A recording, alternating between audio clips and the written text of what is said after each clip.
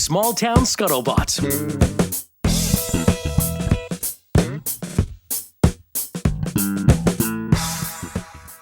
Hear me now? I Remember can that hear one? you now. Annoying commercial quotes. That's one. That's up there. Can you hear me now? And then that loser, he jumped ship and went to the yellow team. Remember Yes. that? Who does that? Could you imagine A capitalist. Yeah, right. Could you imagine Flo jumping over to Allstate? That'd be a great scandal. I think they should start doing trades. Like in the like Super Bowl. in the Like that would be a good commercial. Like they trade the dude from Allstate or Jake from State Farm. Right. Is going over. I don't know. to Progressive. Yeah, it's a hot take to start a podcast. Have you, Liz? I've been thinking a lot about insurance. Seriously. And how it's The being most marketed to boring topic in the world. Yeah, necessary evil. This might be a guy thing, but when you, maybe you experienced it too. When you graduated college or were around that point, did you ever get hit up by companies to work for them and you had nothing to do in the field, like financial companies or insurance companies? No. No, yeah. Mm-mm. I also wasn't looking to do that either. You know what I mean? Mm-hmm. Yeah, just it's funny. You do these networking things. You're just out and about, and so you'd be good. Come on in. It was like for sales, basically. Yeah, yeah. And one time I was like, you know what? I mean, I'm 22, so I mean, I already have a job and I'm in what I'm doing, and I'm happy. But I'm always, let's Open to new opportunities. Let's kick the tires on stuff because money was a thing, but Yes. but money. Big part of it comes from commission and all that stuff, and you start with nothing in your book, so you're gonna make no money for a long time. It's not a scam, but it's not a salaried. Well, company, if they're just looking to hire junior salespeople, it's a very low risk situation for them, right? Because if they're not paying you, a salary that you're making commission, they can kick the tires on you for 3 months or whatever and be like, all right, this kid has potential or he doesn't. And if you don't, then see you later, you know? Right. So it's not, they're not really probably going to invest a ton in your development because a lot of sales is natural skill and determination and all of that. So they train you up on the industry and they're like, all right, go ahead. And if you hit the pavement. and if you got like some new business or you extended a contract, you got paid and then you're, interesting. And it still floors me that there are door-to-door salespeople. Like, we have them in our town. We just had one the other day. Did you? Yes. Amazing. So my office faces out the front window of our house, so I can always see them coming on their Segways. And I'm like, oh, Dan, 3:00, solar panel sales guy. And then I duck under my desk like a child so they don't see me. Yeah, right. But like, I feel so badly for them because what is the likelihood that I'm going to let this stranger into my home and be like, sure, sign me up for whatever it is you're hawking today on your Segway? It's not good. And it's dangerous. I'm sorry. Times have changed. My Dateline mindset. Yeah. You as a stranger, I don't want to let you into my home. 1, 2, you shouldn't want to go into my home. God knows what I'll do to you. Yeah. Yeah. It's not good. It's from a time that's gone by. It's called the 1950s. Yeah. Right? Like when they would sell vacuum cleaners and encyclopedias and all that. There has to be a better way. And human capital is the most expensive investment a company can make, right? So you're paying someone, probably, I don't know, maybe you're not, to go door to door in a little town. There has to be a better way. It's 2025. And it's to sell something that is perhaps not a necessity. Right. It's not like, it's not as boring as insurance. Right. That would be like, oh, come on, man. Give me something better than that. But 2 days ago, or just the other day, door knocked. My wife answered it. Gentleman, very polite sounding, went into his spiel. Hi, So Leslie answered the door. She did. Yeah, opened it and everything? Oh, yeah. Oh, my God. Yeah, she was polite, and she just let him say his maybe 8-second elevator speech, and then she said, it's for pest control, actually. And we are all set. Yes. APC. APC. Do not worry. And I kicked that guy's ass. He's in my trunk right now, and I'm not letting him out until bug season's over. It's always bug season. No, she was very polite, but I heard the guy do his thing, and I'm thinking to myself, initial thought was, freaking sales guy, like, what? And then I thought to myself, I'm hearing this. I want to know his backstory. Like now, How did he get here? Knocking on your door? Well, no, I had this, and I don't want to feel bad for the guy because that's he's got an honest job and he's doing his thing. Was he young? I assume he sounded because I feel like they're all like young, like early 20s. He sounded like he could have been in his 40s. Whoa. Yeah, he could have been our age, Damn.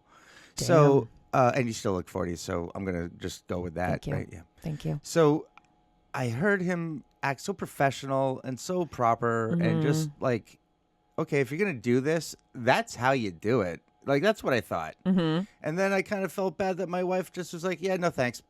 I'm like, I don't know.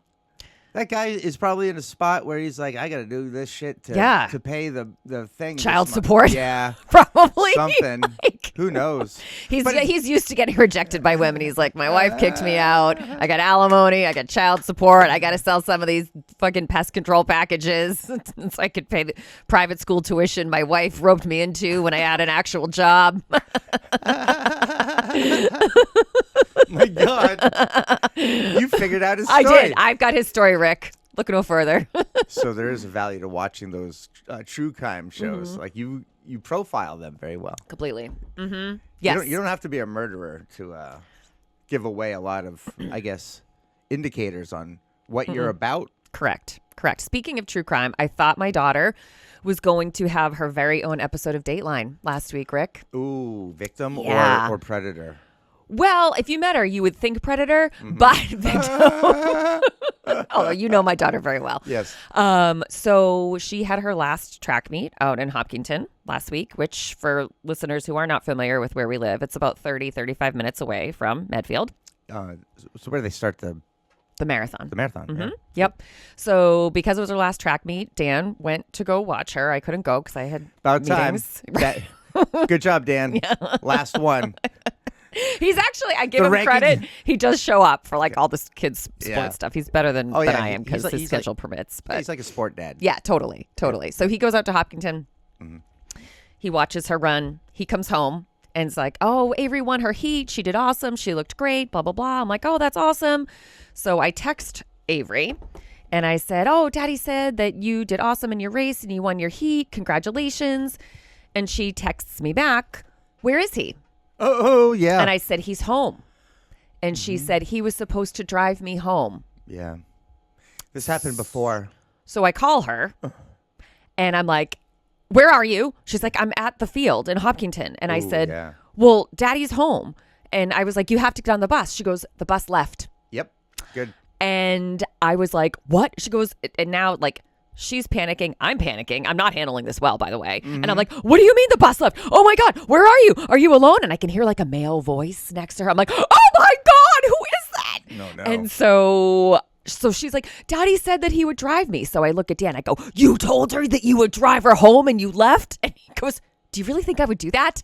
And I'm like, well, no, but I have to be mad at someone right now. And I'm going to choose you because you're there. And so I'm like, Avery, Daddy's going to have to come back and get you, but it's going to be like a half an hour and you have to wait and go somewhere safe and blah, blah, blah and whatever. And I'm like, all right, let me figure this out. And then Dan's like, he said that one of her friend's moms had gone to the track meet as well. He's like, maybe she's still there. And I said, is Molly's mom still there? No, she's not there. And so I'm like, all right, well, I'll call Molly's mom. Thankfully. So I hang up with Avery. I call Molly's mom. I'm like, here's the deal. She's like, I'm turning around right now. I'm 10 minutes away. I'll go back and get her. Thank God. Yep. So I call Avery back. I'm like, Molly's mom is coming to get you. Make sure you look for her. Don't talk to any strangers. Like, go somewhere where like she can see you, blah, blah, blah. I'm like panicking. And I'm like, you need to stay on the phone with me until she gets to you. This whole thing. Oh, really? Yeah. So you stayed on the phone. Oh, yeah. My daughter's just 12. On speaker? Did you tell her to go on speaker just to make it? I did not, because I'm like agitated and panicked and whatever. Again, not handling it well. So Molly's mom gets her. She's fine. It's fine. So she gets home. I'm like, so who was there? Who was that male voice I heard when you were on the phone? She goes, oh, that's Dave. My 12-year-old daughter should not know someone named Dave. Yeah, right. That's right. And I was like, who's Dave? Yeah, and she's Dave. like, oh, he was the coach on the other team. He was really nice. He waited with me. And He just got me an ice I'm like, cream. okay. But yeah, I mean, she was panicked. I was panicked. Again, not handling it well. I did not do anything to calm her down in that situation. Instead, I just got more agitated.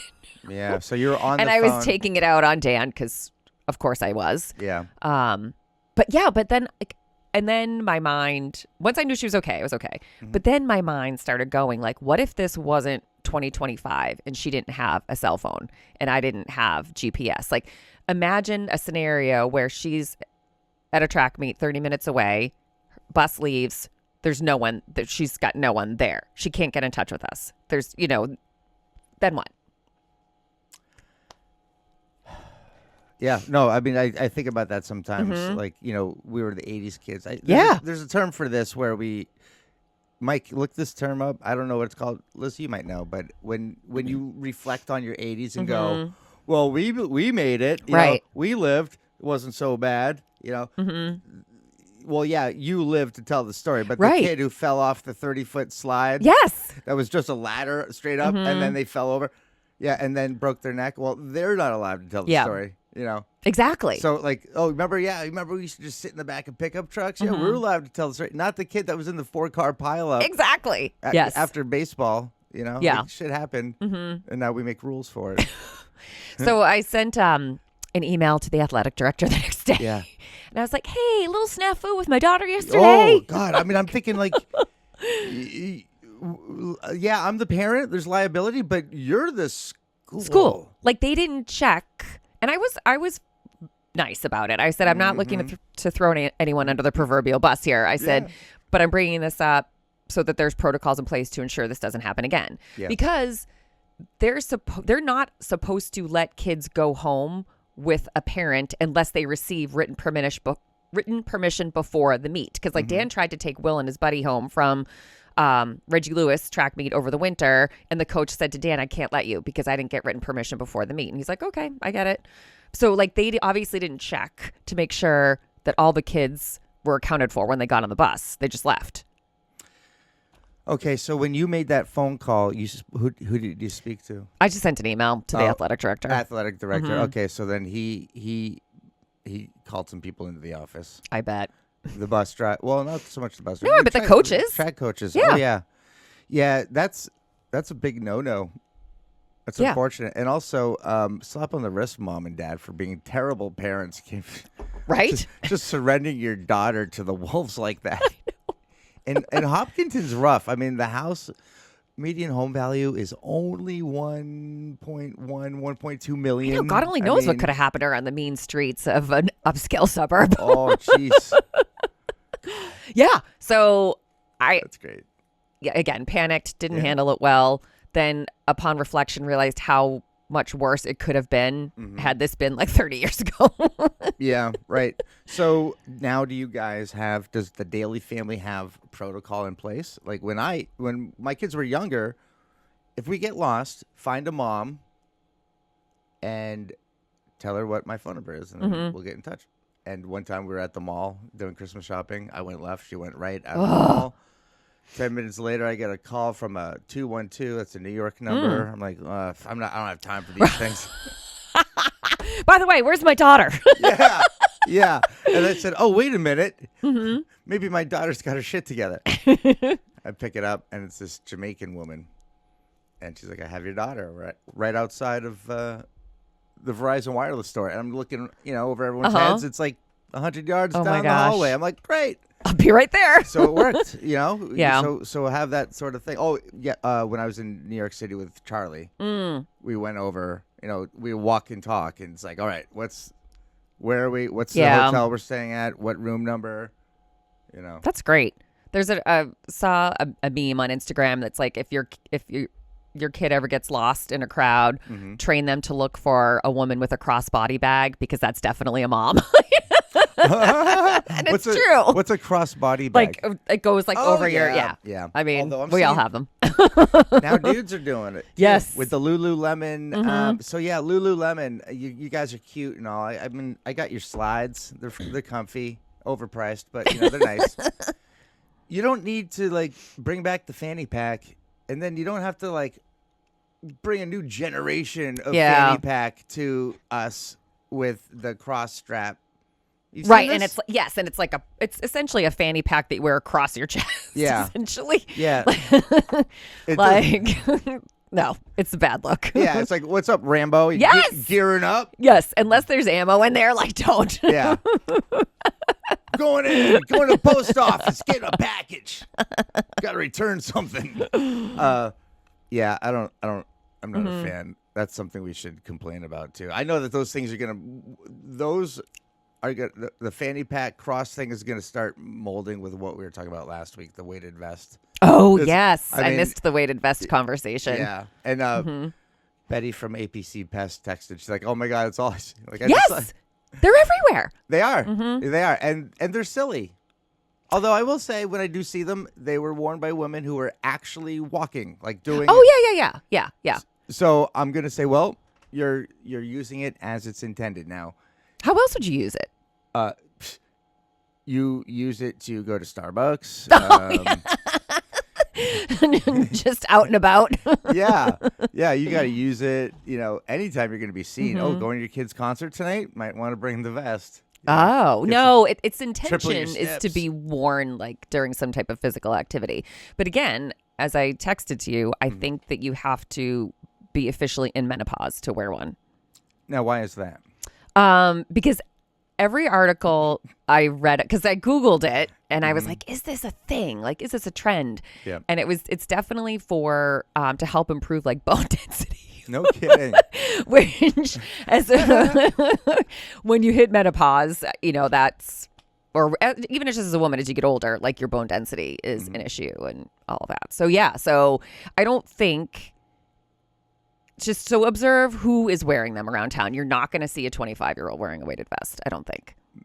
Woman, man, either one. I don't think you're going to see a man. It's a generational thing. Well, Tom Struble. Oh, has he seen men wearing them? He has one. Whoa. Oh, yeah. So hot take. Why? He thought they were awesome. He wanted to get a little extra workout in his runs and stuff.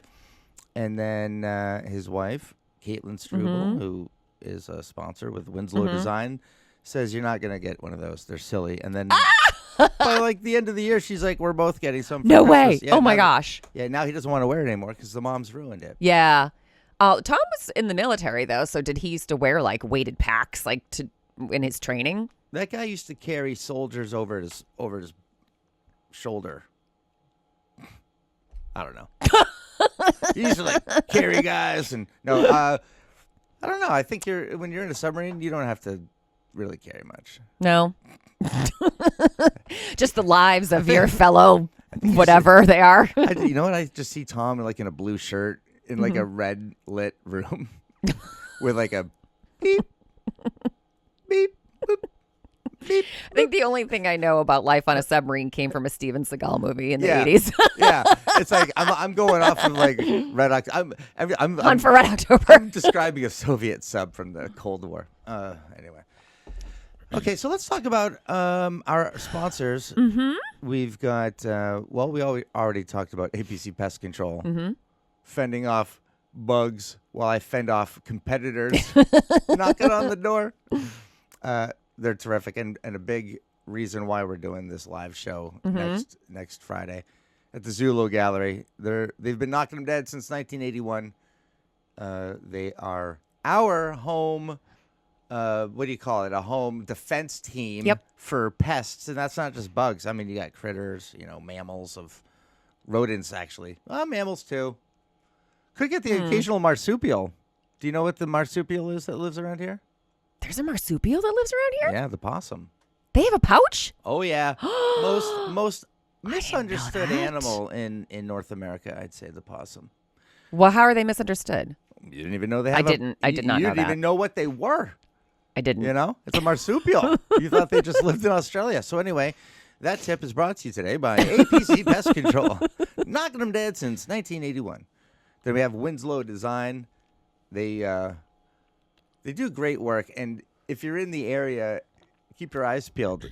For every weighted jacket, weighted vest you see, you're going to see about 4 Winslow Design Signs. yard signs Yeah. because they're out there working. And also, I like to see when it's a yard sign in conjunction with a construction company yard sign, and she's working with several different ones. It's Yes.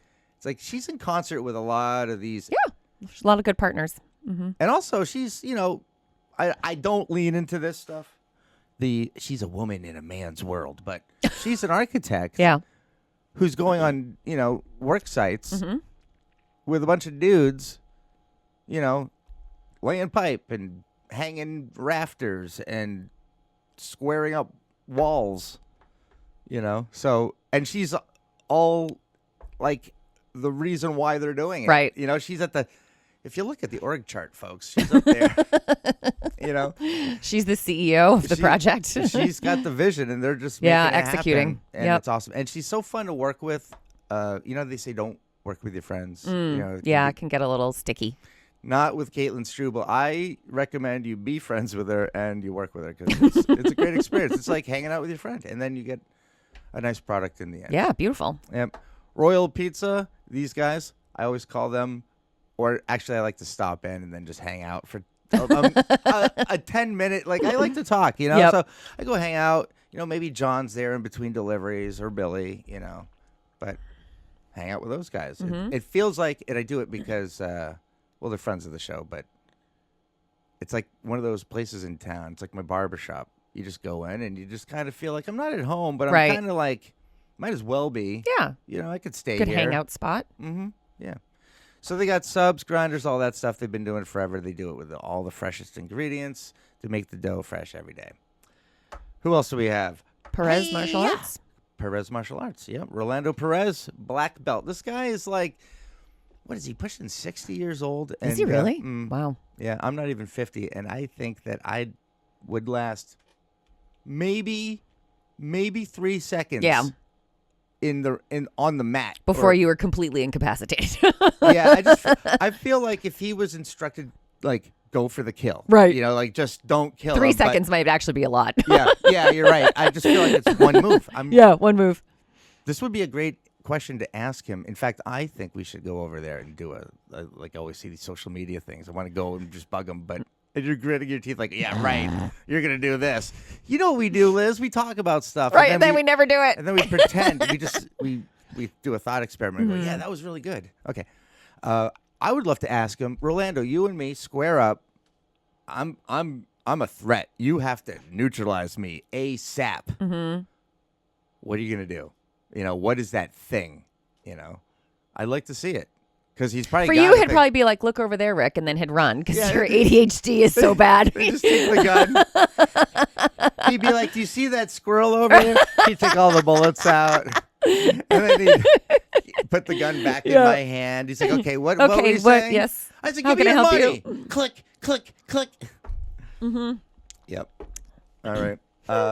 Yeah. So, did we forget anybody? We did APC. PC, Winslow, Royal Pizza, Perez Martial Arts. Yep, that's 4 of them. 4. Yep, we did it. Okay, good. Now, second half, over to you, Liz. Mm-hmm. What's the big story? What are you reading about on the mom blogs? So yesterday, I was just looking at the headlines on the Boston Globe online, and one headline caught my attention, which is angry coaches and parents are driving away girls lacrosse officials. That's a problem as the sport continues to grow. So it was just, this was specific to girls lacrosse in Massachusetts, how officials are leaving in droves because of the behavior of adults in a children's game. How old are the children? They're high school. Yeah. So this is not the first year doing it, and correct. It's no one's first rodeo. Yeah, and let me just set the stage for folks. Out of the approximately 8 million high school athletes in this country, 2% of those will go on to play their sport at a Division I level in college. That's a reality. So let's put things into fucking perspective. Yeah, yeah. So that stakes are high. I got down this rabbit hole of let me see, kind of, because we always hear these types of stories here and there. But this really honestly seems like it's an epidemic that has just gotten worse and worse over the past handful of years. So when I was like Googling the topic, there were articles going back to like 2018. But I wanted to focus on more recent stories. So I just looked at like the past 12 to 18 months. So to start us off, one of the more egregious examples of this happened last football season. So last October in St. Louis, a youth football coach of 9 and 10-year-olds was shot 4 times by a parent upset with his son's playing time. He survived, but shot 4 times. That dad is in jail? I assume it's a dad. I assume so. Yeah, mom. But moms are crazy too. Oh, yeah, they are. So article after article after article all over the country, even all over the world, about parents' poor behavior at youth sporting events. So while playing in the Dallas Cup, which is a high-level youth soccer tournament, a disagreement on the sideline over a vuvuzela, which is that like annoying instrument, like the, you know what I mean? Yeah, exactly. Yeah. Erupted into a battle royale.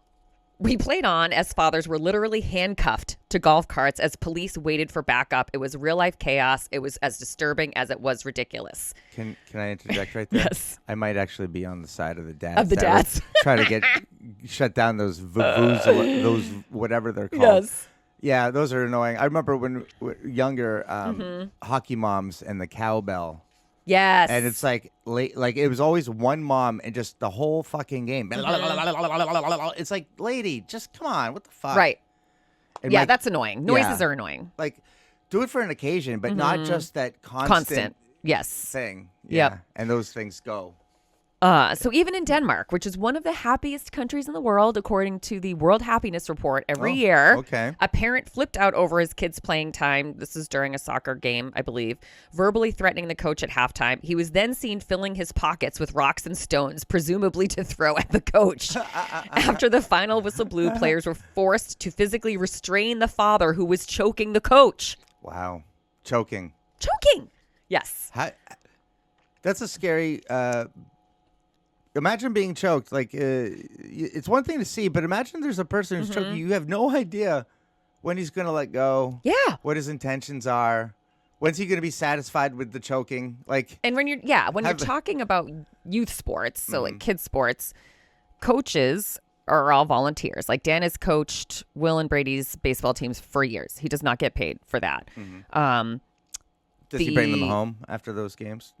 Yes, he brings his children home. Yes, just the boys. He's kind of sexist, but and in a lot of cases, these umpires or referees, they can be volunteer situations, or even if they're being compensated, is the compensation worth getting verbally assaulted or potentially physically assaulted or followed to your car after a game because a parent thinks that you made a bad call against their kid? Because that's what's happening, which is wild to me. In Washington State, this was a few months ago in February, a hockey dad assaults teen refs in an unprovoked attack during a youth game. So a father, age 42, was seen walking onto the ice at this ice arena and shoved the 13 and 14-year-old officials at a 12U rec hockey game. I saw that. Did you see that? Yeah, I did. It was crazy. I mean, I know hockey's a rough sport, but like that would be like you walking up to my son Brady and pushing him. Be like, what the fuck? Like, what are you doing? Yeah, I just saw a video. It's going viral right now of a lacrosse mom on the sideline. I don't, like these two guys were going for the ball by the sideline, and the guys just they're just basically cross-checking the crap out of each other to get position over the ball. And the mom was like, "What's going on?" And she just got in the middle of that. And one thing that had me disappointed about this whole thing, and when I hear these stories, and I'm like, how old? I'm like, high school? Damn it. That's not good, because that's my generation. That's Generation X. Yes. And I always thought Generation X is the shit. I think there's a large segment, like, remember at the beginning of the year I said I'm going to be introspective. I'm going to keep my side of the street clean. Before I make fun of someone else's opinion or views, I'm going to look at where I stand. I don't know what to say about this. It's like. Yeah, it's interesting. And part of it, I think, and this is just a theory of mine, youth sports today, it's $1 billion business, right? So your kid doesn't just have to play town sports. They can play club sports. They can do all these elite things. It's a business, right? Yeah. And so I don't know, are like parents looking at their kids as like an investment. And so, in their future, right? And I paid all this money and I'm expecting a certain level of performance. I don't know. Like I'm trying to rationalize, there is no way to rationalize it, but I invested all this into my kid and now you're not giving him enough playing time, or you called that a foul ball, or you called a penalty. I don't know. Is that like, because we're looking at our kids as an investment, is that fueling this aggression? Or are we so delusional we really think our kids are going to go play D1 sports in college or go pro or whatnot? I don't know. I think there should be a survey that's handed out on the sidelines or with every registration. And let's just get some feedback from parents let's get some data, because this is a trend. Yeah. I mean, it was happening before COVID. Now it's really happening. Oh, yeah. Now it's really happening. Yes. I mean, or maybe it's social media that's just, I think that's part of it too. It's like a trendy thing. Mm-hmm. But you can't. You put your kids in sports for one or two reasons. One, you're delusional and your kid's going to go to college for free and then maybe be pro. And then the other people like us, right, are like, okay, I want my kid to learn how to work in groups. And right. I want him to learn how to have to, look, you got to wake up early, or you got to go to this thing. You have accountability you got to finish this thing. Yeah. There's all these things to do. And if a parent is really thinking like their kid's going to go somewhere or do something, you're back to what you're saying. Like that's a ridiculous, like mathematical probability. Right. So it just bums me out when these parents are all in like this, but I think they get hyped up because of all the business and then these companies, want to do this soccer camp. How about this soccer camp? How about this one? Hey, we go all year round. Winter, we got a roof and heat. Winter camp, soccer, like indoor soccer. Is that like a completely different fucking sport? I'm like, there's soccer with boundaries, and then there's like soccer 8 times smaller with walls in it. Like there's bounce shit around. Right. It's like now you're playing ping pong, and whatever. It's not even real grass. Like what are you doing? Like just take the season off. Yes. Well, and I think about watching your mom or dad lose their shit at your little league game has got to be, I mean, on a good day, we're embarrassing to our kids. Yeah. Could you imagine humiliating your child like that? How embarrassing it is for your kid to watch their parent be handcuffed to a golf cart because they don't know how to behave at a soccer game? Like that just, you want your kid to play a sport because they love what they're doing. Now they're going to hate it. Now they're going to have anxiety every time they show up because you're unpredictable behavior. Now they're embarrassed because all the kids at school are talking about what a jackass you made out of yourself, yelling at the ump or during a baseball game. Do you know what I'm saying? Like it's just such a deterrent and so awful for their mental health.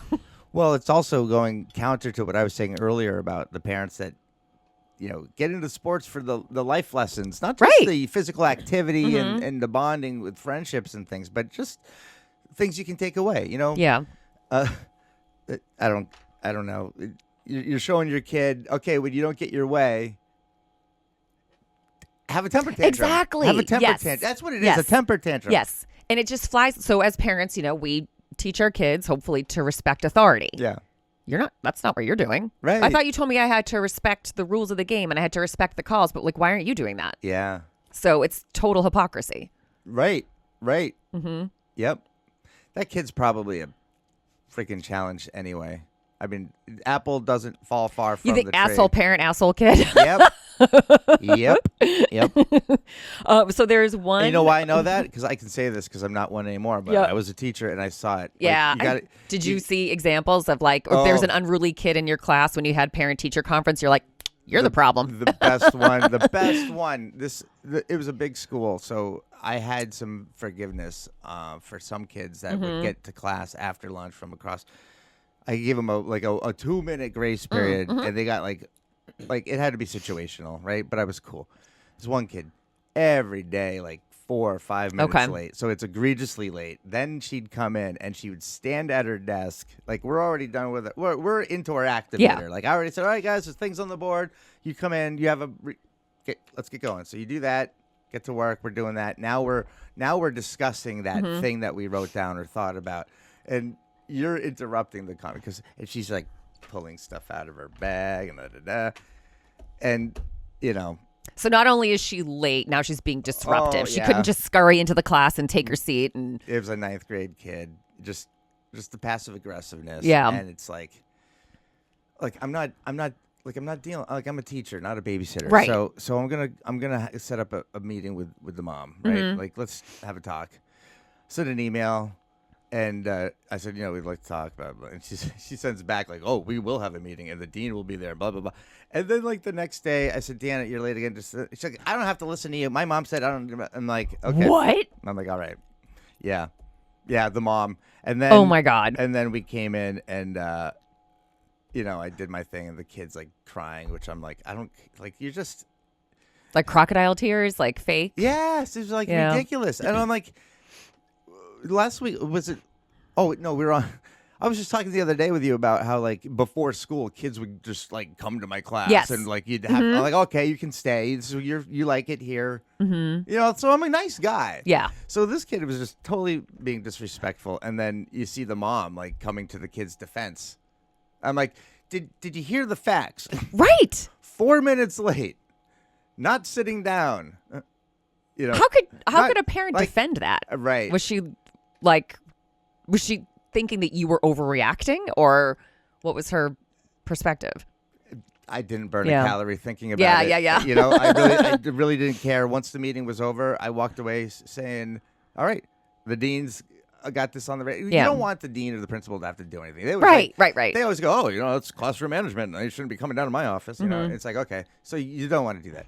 But the dean said to me, a lot of times when parents are like that and they come into a school, they're almost having like a traumatic, like they did not have a good school experience themselves.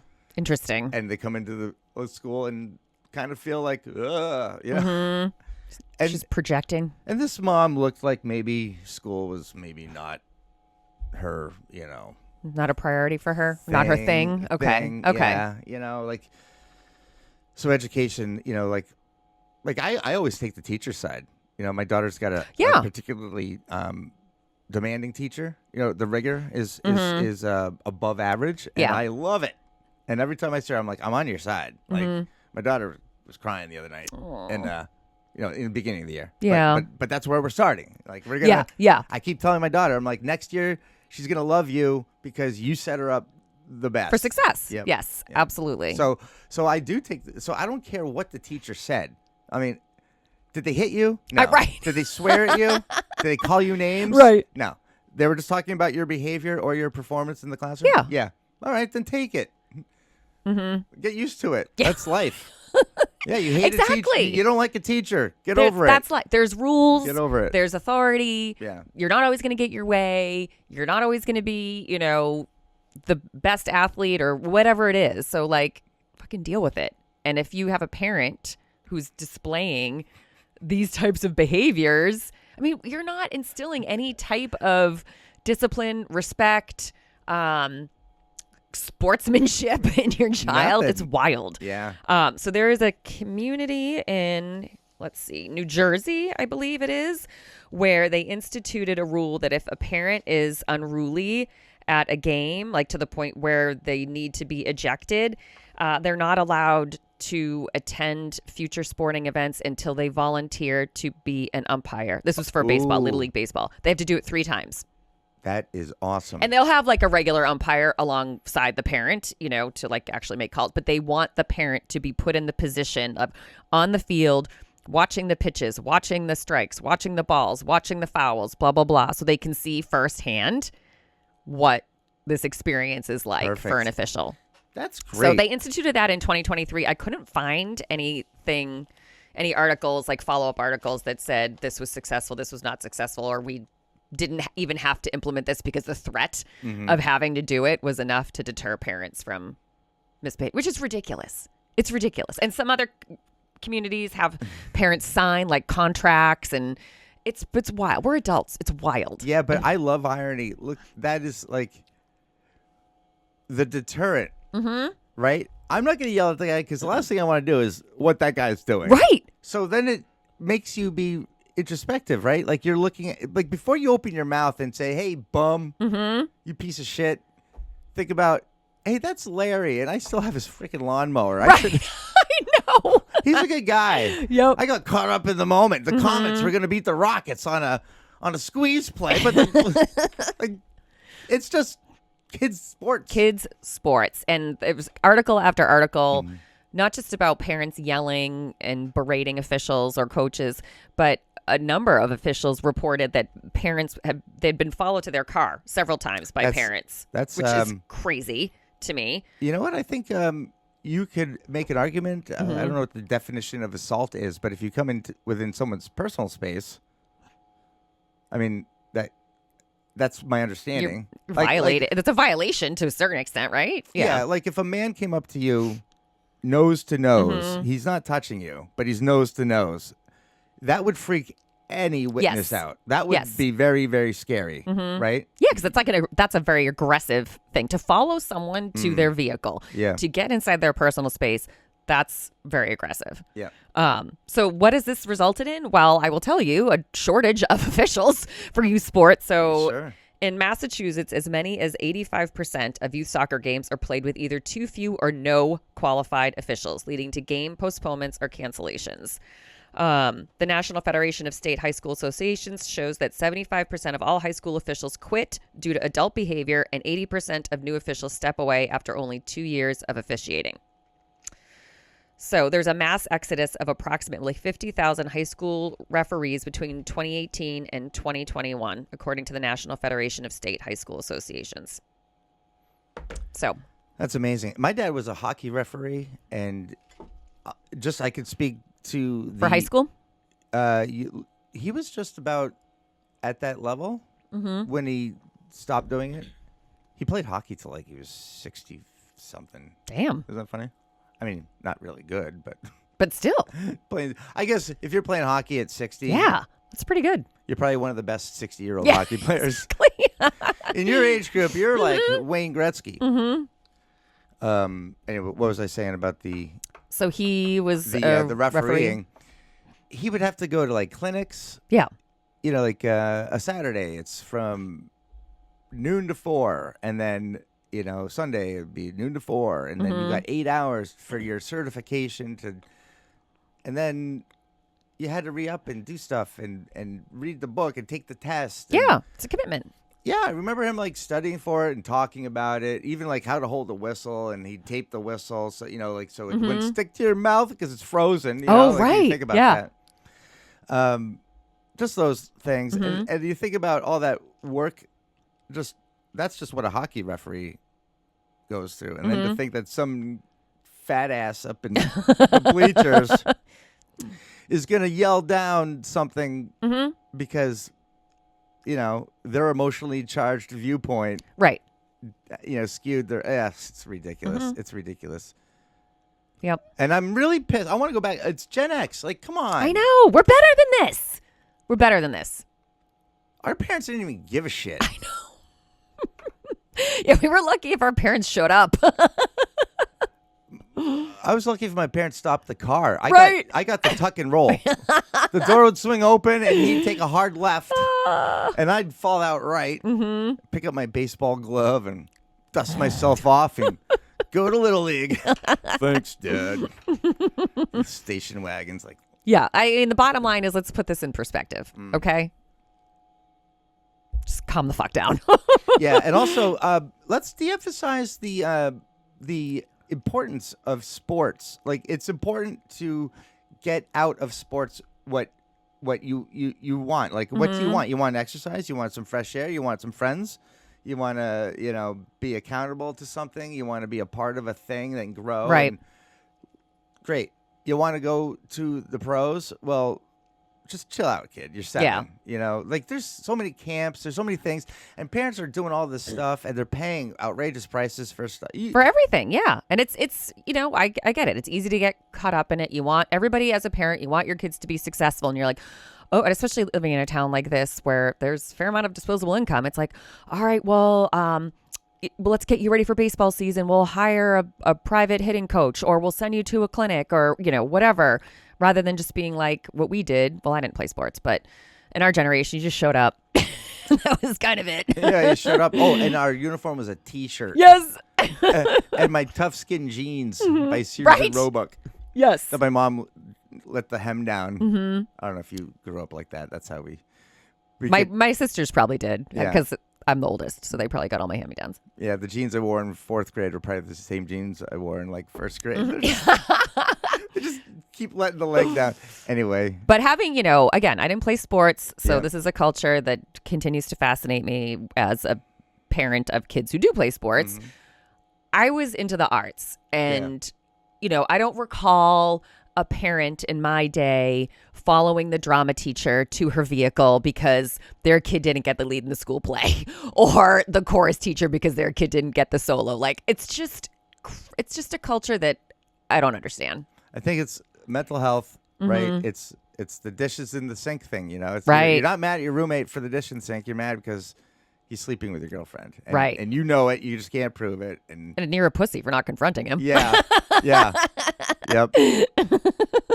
But you're a man for going after that dish in the sink. Your little proxy war. Right. Exactly. Turd. Your girlfriend's making a good move. She wants an alpha.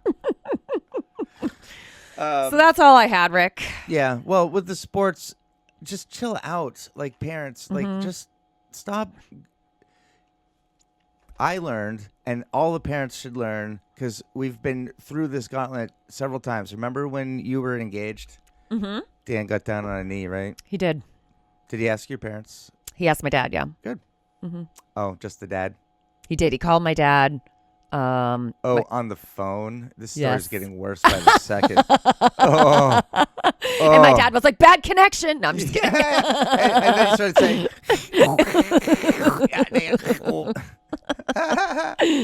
break it up. He's like, no,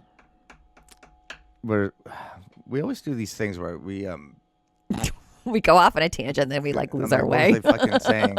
I was talking about something. Dan. Oh, engagement. Mm-hmm. Yeah. What was it? Dan got down on a knee. Yeah. I think we should bail. I think we should bail on that one. Note. Fuck. I know I'm gonna remember it after too. Fuck it. All right. Anyway, we ready to wrap it up? I guess so. Fuck. I can't wait for you to text me later. No, let's just you remember. Yeah, no, there's just this dead air is compelling. It's right? What it is. Everyone's on the edge of their seat, waiting to see if you'll find that elusive thought that trails into the back of your head. No, and the audience is just watching. It's like, is he going to recover? Is this what's going to be? Is this what I'm paying $30 for at the live show? A fucking brain fart on stage? A senior moment? Oh, I know what I was going to say. Mm-hmm. Recovery. When you got engaged, you now have to go get married, and you got the wedding registry, and you got all the save the dates and the invitations and the cakes and the things and all that stuff, right? Mm-hmm. Everything is marked up 30-40%, right? That birthday cake, is now a wedding cake, so it's going to be $600, right? You learned pretty quickly. Well, maybe not so much. You probably were caught up in the wedding. Oh, we need this. Oh, yeah. For sure. This, do that. For sure. Oh, my God. And then there's also, like, you want to throw a really good party. Earlier you get married, the bigger the wedding needs to be, because everyone's just so, like, set this, the last, I got married in my mid-30s, and my wife and I were, like, backyard, lake. Yeah, I was 28. So you had a bigger thing. 200 people. Yeah. So I feel like the wedding era of your life was the first time you got hit up with predator merchants. It's a business. Capitalism going, this is your day. Right. And you have to make it the best. And that American wedding is just blown up into this most egregious, Cinderella fantasy thing, and then it's like the next day everyone just goes home. And yeah. you're in debt, and you didn't get to put a down payment on your first home because you wanted to look cool. Whatever. That's what you do. Then you have kids, right? That's the next phase where you get screwed by all the baby stuff. You need this, you need that. You don't blah, need blah, blah, any blah, blah. of it. You don't need. I went to Babies R Us back when they were the registry. That's a racket. It is like a video baby monitor. I can hear the kids in that room right there. Like right. Like the baby monitor is. You need the baby monitor. I can understand. Yeah. It's like I want to go over here. I want to go over there. But that's okay. Mm-hmm. You don't need it, but it's a nice luxury that is afforded to us today. Mm-hmm. It's not going to break the bank. Simple technology. It's convenience, right? But some of these things are completely unnecessary. Just the way. Do you know how many different ways you can sanitize your baby bottles? I mean, you can buy UV light kits, and you can buy like just relegate the fact that no matter what you do, the baby bottles are going to be a bitch. Like, yeah, they're going to be a total pain in the ass. Why is it 8 pieces? I don't know. Like, how about one piece? Whoever invents the one piece baby bottle is going to be a zillionaire. So fast forward to the sports. Yeah, I saw it right away when I came into this town, and they had 4 and 5-year-old soccer. you were a coach, if memory serves, right? I was. For Avery, Brady, and Rosie. Yep. It was ridiculous. It was ridiculous. These kids didn't know anything. They just wanted to like pick flowers and Yep. chase after each other. There was no actual game being played. No, but make fun of it. But then at the same time, it's like, were the kids harmed? Did they No. go? Did they go kicking and screaming? No. Did the parents get to hang out and talk and catch up? Yeah. So is there anything wrong with it? like So I'm kind of like, I look back fondly on I that. would do it again simply because at that point in parenthood you're so fucking desperate to find something yes. to for your kids to do to occupy their time. Yeah. And especially, Rick, if you are willing to volunteer your precious time to handle my children for an hour and I can sit on the sidelines and talk to your wife, I am all for it. Yeah. And they had a good time and we got to chat and like I would absolutely do it all over again, as ridiculous as it was. Yeah, it got everybody outside. Everyone wakes up with a community kind of like a related purpose on a Saturday morning. Yep.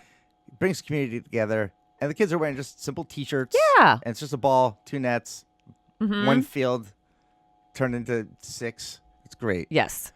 But when you get older, you go, like I was just at Dick's Sporting Goods the other day, and I'm looking at the athletic equipment, and I'm like, what kid playing high school lacrosse needs the quality of equipment that is here? They're going to play 12 games this year before they outgrow the shoe.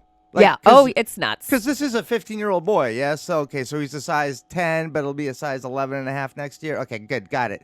So 12 games and 24 practices. This kid is going to wear the shoe for less than 40 hours, and I'm going to pay $200. Yeah. Yeah. Mm-hmm. It's like... Have you checked out the price of baseball bats? No. Oh, aluminum baseball bats? How much? I think the last bat we bought for Will was $400. Wow. And that's like not even the nicest one he could get. $400 baseball bat. And like I can swallow it a little bit because Brady will use it. Oh. So I can amortize it over time. Yeah, but it's like I bought... again, that wasn't even the nicest one. So Yep. it's bonkers. Well, yeah. So like to your point, the second we say, yes, we want to get married, we all of a sudden we are a customer for various predatory industries, from the wedding industry to the baby industry to the youth sports industry to everything, right? Like and they just see dollar signs. And they just pass that personal information right Oh along. yeah. It's like AARP. All the data. Hey, you guys done with the sports people? Like they must be 50 years right. old. Yep. All right. Hey, AARP membership. Yep. Right? It's so true. Who's next? We're just a commodity. We're gonna get now. Yeah. Mm-hmm. Anyway. On that note. I think Gen X needs to just chill the F out. Yes. And one way you can do it. Calm down. And you can do that. Start right now. You're going into the summer. Okay. If you're going to hijack your own summer by your kids' baseball travel teams and what have Screw you. that. He played baseball. They went to the regional. They won, okay? He doesn't need to play on the summer league thing. That's whatever. Parents want their kids to lose these things. I know. Right? How many times have I talked to parents like, oh, we're going to Augusta, Maine for the volleyball tournament. I know. Who fucking wants to watch volleyball? If you play volleyball, that's cool for you. It's not a spectator sport. I watched ESPN collegiate beach volleyball, like pairs, and they put like 2 rows of seats, and they were empty. And I'm like, why are we doing this? This is a check the box Title IX women's sport. Put it on. It was like 2:00 on a Wednesday. Mm-hmm. Yeah, that's what I do. I watch women's beach volleyball. I flip channels. And I'm like, what are we? Fucking creep. That's creepy.